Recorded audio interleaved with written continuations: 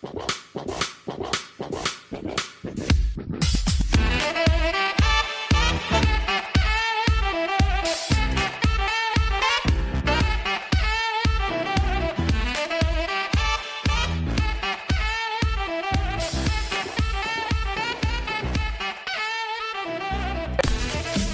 going on? It's your boy Bro Siding, aka Sexy Thanos. I am the coach of the San Antonio Spurloins for the PSBA Season 2, and this is the draft breakdown analysis. Now, first things first, I have to apologize if there's any extra computer noise. I'm working on a really old setup, and I should be getting my new setup soon. First pick of the draft, I had to go ahead and snipe Tier 2 B-Sharp. B-Sharp is the favorite Pokemon of last season's champion T-Bale, and I just felt like it would be fun to kind of piss him off a little, snag his favorite Mon. B-Sharp is also just a really good attacker when he has the right matchup. It sets up a Swords Dance and clicks Sucker Punch or Iron Head. That's what it does. It's also a knockoff user, which is great. That's really all I can say about B-Sharp. It's fairly standard. The next Mon I went back up to Tier 1 and grabbed Latios. Now, Latios is an amazing partner to B-Sharp. Every weakness B-Sharp has, Latios covers. Latios is an amazing attacker. It gets to set up Sub-Calm Mind if I want. It has amazing recovery in the form of Recover. It has great coverage. It has Bolt Beam. It can surf on things. It's just all around a really good attacker. Latios is also my Z-move user because of that great coverage. Now, still looking at Tier 1, I realized that Infernape was still available. Infernape is one of my favorite mons to use competitively. It's a great choice user, it's fast on its own, it hits hard both physically and specially, or mixed if I wanted. It has some pretty good coverage in the form of Gunk Shot or the Elemental Punches. It's also a U-turn Mon, which gives me momentum for switching. After that, I decided I would go ahead and complete a Fire Water Grass core and went ahead and moved on to Tier 3 and grabbed Shaman. Now, Shaman is a very balanced jack-of-all-trades Mon. If I wanted to run it bulky, I can run it bulky. If I want to run it as a fast attacker, I can run it as a fast attacker. Shaman gets these great sets that it can run. If it's subs Leech Seed, or if it's a Specs attacker. Shaman is very versatile, and I'm really glad that I got it when I did. After that, I knew I needed my bulky water, and that came in the form of Blastoise. Now, Blastoise is a rapid spinner, which is great, because I don't like having hazards up on my side, ever. And that's something that I've really lacked in previous leagues that I've been in, is I always forget to bring a rapid spinner or a defogger, and it always comes down to rocks damage, almost. Other than that, Blastoise is bulky on both sides, and it can attack both physically and specially if wanted. It gets priority Aqua Jet, which is always nice to have. Scald to burn things. It's just all around a really balanced pick, and I think it was a good pick for this team in particular. Now, moving back up to Tier 3, I grabbed Crobat.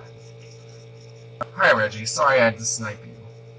By the way, there are a couple of other guys in this league that are making their own YouTube coverage over it, and their links will be in the description down below. So, Crobat is a super fast mon, base 130 speed. Crobat also has a great offensive typing in both flying and poison. It can chunk walls with Super Fang. It can set up Tailwind. It's a defogger, like I said. I always want to have a way to get rid of hazards. Crobat's just an amazing one. Never misses Toxic. That's all I gotta say about it. Next mod I went with, I wanted more bulk, and that came in the form of Tier 4 Registeel.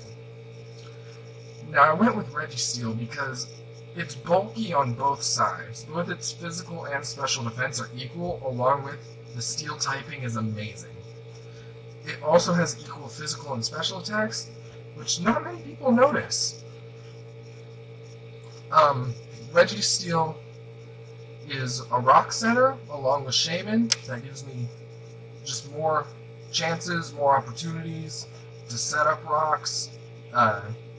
Overall, I think Registeel is just a great pick. It can switch in pretty easily on most attacks. And so my next pick, I went ahead and grabbed Raichu. Now Raichu is a decently fast mon.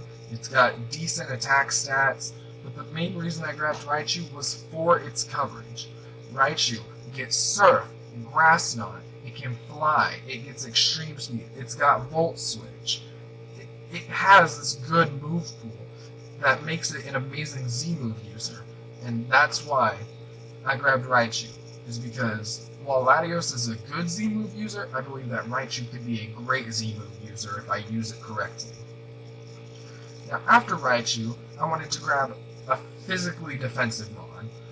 Yes, I had Shaman, Blastoise, and Registeel, but Shaman and Blastoise, I don't want to always run them full defensive. So I went ahead and grabbed Mudsdale. Now Mudsdale has good HP, good attack, and good defense. Along with stamina boosting its defense every turn, Mudsdale is just a great defensive wall overall. You get Stab Earthquake, which is great because that runs through a lot of things. Close Combat is always a good one to run on it. It can run Heavy Slam for the Fairy types. Overall, I just really enjoy Mudsdale as a mon, and I think it's going to work out great with this team. So for my next pick, I had to grab my Mega finally. I couldn't hold off any longer, and that was Mega Banette. Earlier I said I wanted to have fun with this league, and this is one of the things I'm going to have fun with. Mega Banette, I love prankster shenanigans, and Mega Banette can do it amazingly. As well as, I didn't even know this until looking into mons to draft, Mega Banette has a monstrous base 165 attack and Sucker Punch. That's going to make it terrifying for people to attack. Other than that, it just sets up Will-O-Wisp, it can Destiny Bond, it's got Cotton Spore. For some reason I want to try and run it defensively, which I might do just for the heck of it. It's just a fun mon overall, and I can't wait to see what I can do with it. Now for the final pick of the season, I needed something fast, I wanted to possibly get another Defogger up, and I wanted something that I can intimidate and switch with. And that's where Staraptor comes in. Staraptor gets U-Turn, it gets Close Combat, it gets Reckless, Boosted, Brave Bird, and Double Edge. Its Intimidate allows it to lower physical attacks, and actually if it runs a bulky set, which I've done before, it can take some pretty decent physical hits. It's a Defogger, it is a Tailwind setter. Overall, I feel like Staraptor is going to be a good choice. I love running Staraptor. That's enough to say about it. So overall with this team, it's going to be a great team to run. Can't wait to use it.